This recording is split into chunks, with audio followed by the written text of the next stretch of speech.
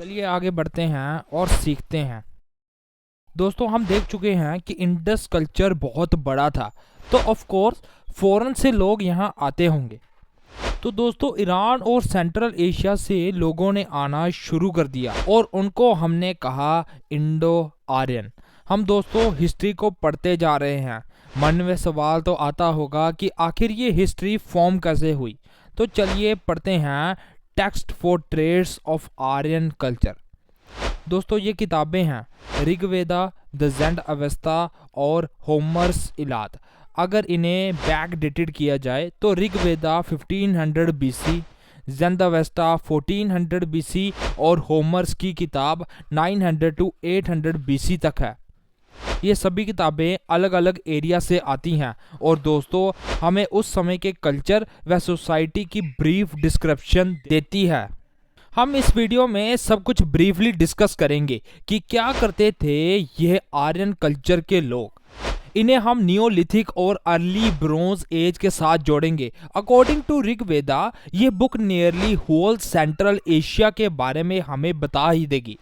ये लोग ज़्यादा गर्म इलाकों में रहना पसंद नहीं करते थे, इसीलिए इनकी सेटलमेंट डीप साउथ इंडिया में नहीं है। हमें जीन्स की समझ तो बायोलॉजी में मिल जाती है। ये पाया जाता है कि M17 नाम का जेनेटिक मार्कर हमें सेंट्रल एशिया के 40% पीपल में मिलता है। अगर हम हिंदी स्पीकिंग दिल्ली रेजिडेंट्स देखें तो ये नंबर 35% के आसपास लाई करेगा। चलिए समझते हैं कि आर्यन कल्चर की क्या पहचान थी। नंबर 1, हॉर्स की डोमेस्टिकेशन और उनकी डिफ्यूजन। ये आर्यन की लाइफ में एक डोमिनेंट रोल प्ले करते थे। ऋग्वेदा में इसे अश्व नाम दिया है। ऋग्वेदा को छोड़ें तो ये संस्कृत, अवस्तन, ग्रीक और लैटिन में भी मिला है। पुरातन समय में देखें तो दोस्तों हॉर्स के 50 नाम थे और चैरियट के 30। ईरानियन चीफ का नाम भी हॉर्स सेंटर्ड होता था। हेरोडोटस के आधार से देखें तो ट्राइब का नाम हॉर्स पर होता था। ट्राइब पीपल लोगों का नाम भी हॉर्स पर सेंटर्ड होता था। अश्व शब्द ऋग्वेदा में ही 215 बार यूज किया जा चुका है। अगर बात गो या फिर बुल की करें तो वह भी 176 और 170 बार यूज किया था। दोस्तों ऋग्वेदा में हॉर्स की प्रेज के लिए 2 हिम भी बनाई गई हैं। दोस्तों वैदिक गॉड भी इनके साथ ही जुड़े थे। इंद्र का प्रिय भी हॉर्स को ही बताया गया है। वैदिक पीपल दोस्तों प्रजा और पशु के लिए प्रार्थना किए करते थे। ऋग्वेदा में भी राजा के लिए स्विफ्टेड हॉर्स और स्ट्रॉन्ग सन्स ही मांगे जाते थे। बाकी दोस्तों हर एक एंशियंट टेक्स्ट हमें इसका खूब प्रमाण देता है। अगर बात करें तो ये हॉर्स सबसे ज्यादा डेनेपर और वोल्गा रिवर के बीच में पाए गए हैं। सबसे पहले हॉर्स के एविडेंस भी उरल रीजन व ब्लैक सी में पाए गए थे। दोस्तों वेस्टर्न एशिया में इसका यूज बेबीलियन से शुरू हुआ है और इसको वहां नाम दिया था S from the mountain. Next चलते हैं वॉर चैरियट पर। दोस्तों सभी एंशियंट बुक में हमें हॉर्स ड्रॉन चैरियट मिले हैं। दोस्तों पुराने समय में हमें हॉर्स चैरियट रेसिंग के लिए देखने को मिलते थे। हमें इसकी डेटिंग का अंदाज़ा साउथ रशिया से मिला जो कि 3000 बीसी है और प्रमाण भारत में मितानी रूरल देते हैं जो कि 1400 बीसी में है। व्हील की बात करें तो दोस्तों पहले क्ले व्हील्स थे और बाद में इसे हटा के यूज किए गए वुडन व्हील्स। मिताली रूलर की बात अगर हुई थी तो आइए एक फैक्ट जाने। एक राजा था दशरथा जिसके नाम का अर्थ है 10 रथों वाला राजा, जिससे ये समझ आया कि पुराने समय में हॉर्स चैरियट कितना जरूरी हुआ करता था। नेक्स्ट है स्पोक्ड व्हील। हमें ये व्हील ईरान के हिसार में देखने को मिले 2300 बीसी में। दोस्तों हिटीज ने लाइट वेट चैरियट का इस्तेमाल किया था एंटोलिया को जीतने के लिए। ये हमें ईस्टर्न यूरोप और वेस्टर्न एशिया में मिला है। भारत में कोई भी स्पोक्ड व्हील इससे पहले रिपोर्ट नहीं किया गया। हॉर्स के रिमेन जो इंडियन सब कॉन्टिनेंट में देखने को मिले वे 3rd मिलेनियम बीसी के हैं। रिचार्ड मैडो ने इनके ऊपर रिसर्च की दोस्तों, पर उन्हें कुछ खास ज्ञान प्राप्त नहीं हुआ। बोलान पास जो काची प्लेन में है वहां से हमें मिला हॉर्स रिमेन जो कि 1700 बीसी के आसपास है।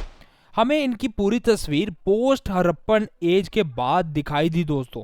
हॉर्स का आगाज भारत के पिराक और पाकिस्तान के स्वैट में हुआ है। अब देखते हैं पिट ड्वेलिंग। इसका आरंभ कोल्ड कंडीशन में हुआ करीब 4500 बीसी में। यूक्रेन के लोग जो हॉर्स को यूज करते थे वह सेमी सबटेरेंस हाउस में रहते थे। इसका इस्तेमाल ब्यूरल को दफनाने के लिए होता था और इंडिया में इसकी शुरुआत स्वैट वैली में हुई। इसके साथ साथ हम इसे बुर्जा होम और हरियाणा में भी देख सकते हैं। हड़प्पन लोग दोस्तों टिम्बर वुड का खूब इस्तेमाल करते थे, परंतु इस एज में शुरुआत हुई बिर्च ट्री की। इसको संस्कृत में भुर्जा भी बोलते हैं और मेडिवल इंडिया में तो इसका यूज मैन्युस्क्रिप्ट लिखने के लिए होता था। दोस्तों पहले पोस्ट हड़प्पन एज तक लोगों को ब्यूरिड किया जाता था, परंतु आयरन एज आने के बाद अब प्रैक्टिस हुई सेरिमेशन की। इसकी शुरुआत भारत में 2000 बीसी में हुई थी। हमें एनिमल और बर्ड के बर्न्ड बोन मिले हैं। यूरोप की बात करें तो वहां ये प्रथा 5 मिलेनियम बीसी से चल रही थी। इसका अर्लीस्ट प्रमाण दोस्तों हमें स्वैट वैली में मिलता है। मोहनजोदारो के लास्ट में हमें ये प्रैक्टिस देखने को मिली, क्योंकि तब वहां पर आउटसाइडर का आगाज हो चुका था। चलिए देखते हैं फायर कल्ट को। पहाड़ों पर जाएं और ये ना एंजॉय करके आए तो क्या फायदा। ये एक स्पेशल ट्रेड था इंडो आर्यन और इंडो ईरानियन का। इसको ऋग्वेदा में वेदी का नाम दिया जाता है। अवेस्ता में फायर की वर्शिप भी बहुत ज़रूरी मानी जाती है। वैसे तो हमें यह गुजरात के लोथल और राजस्थान के कालीबंगान में भी मिलता है, परंतु लिखित इसका कोई प्रमाण नहीं है। दोस्तों पंजाब में भी लोहड़ी का त्यौहार इसी कारण मनाया जाता है। क्रूरता का एक प्रमाण हमें आर्यन रिचुअल से मिला, वह है एनिमल सैक्रिफाइस। ट्राइबल पीपल के लिए ये एक इम्पोर्टेंट पैराडाइज थी। जैसा कि हम जानते हैं कि पहले लोग एनिमल्स को मिल्क या डेयरी प्रोडक्ट के लिए नहीं पालते थे, वह उन्हें हंटिंग के लिए यूज करते थे। एनिमल सैक्रिफाइस के कारण देखें तो हमें दो मेजर कारण दिखेंगे। पहले तो ये इविल को दूर रखने के लिए बलि देते थे, या फिर दूसरा नॉन वेजिटेरियन फूड के लिए। ये रिचुअल सदियों से चली आ रही है ताकि हमें नेक्स्ट वर्ल्ड में कोई भी परेशानी फेस ना करनी पड़े। अगर हॉर्स सबसे ज़्यादा यूज होता था तो सैक्रिफाइस भी सबसे ज़्यादा उसी का होता होगा। ये प्रथा यूरोप में 5th मिलेनियम बीसी में शुरू हो गई थी। बाद में दोस्तों चलते चलते ये शिफ्ट करके बफेलो सैक्रिफाइस हो गया। नेक्स्ट आइडेंटिटी है द कल्ट ऑफ सोमा।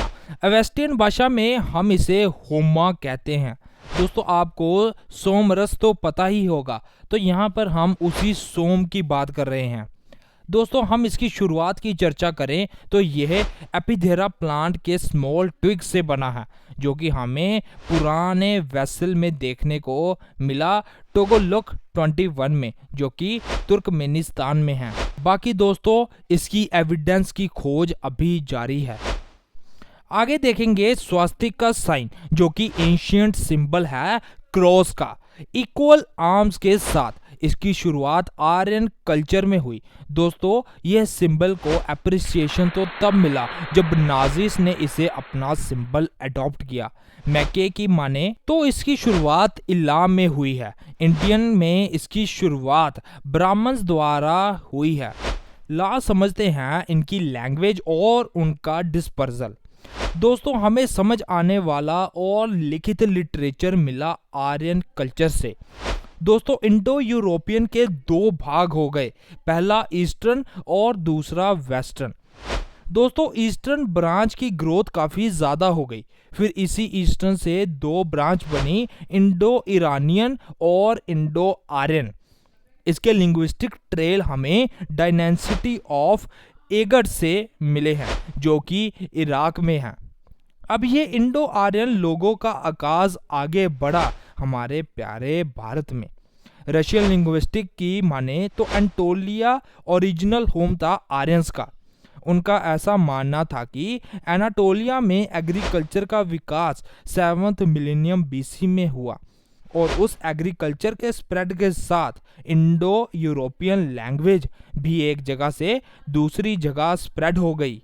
सबसे अर्लीस्ट साइट जो नोन है अभी तक वह है जेरूसलम, जो कि 10th मिलेनियम बीसी में थी। वहां से ही ये सारी एग्रीकल्चर स्प्रेड हुई है। पर बाकी कंट्रीज का ये कहना है कि अगर ये भाषा एंटोलिया से शुरू हुई है तो अपने ओरिजिन प्लेस पर आज वह खत्म क्यों हो गई। दोस्तों, जेनेटिक कैरेक्टर हमारी बॉडी के सेल में मिलते हैं, उन्हें डीएनए का नाम दिया जाता है, जो जनरेशन टू जनरेशन ट्रांसफर होते हैं। तो जैसा कि हमने पहले भी बताया कि सेंट्रल एशिया में 40% पॉपुलेशन M17 नाम का जीन्स कंटेन करती है। रशियन भाषा में यूज करते हैं या चितल, जिसका मतलब है आई रीड, या पिछल का मतलब है आई रोट। इन शब्दों का अंत एल से होता है और हमारी इंडियन लैंग्वेज में बंगाली, असमी, ओरिया, मिथाली में भी लास्ट शब्द एल यूज होता है। तो ये कहना गलत नहीं होगा कि आर्यन माइग्रेशन रशिया से इस तरफ आई होगी।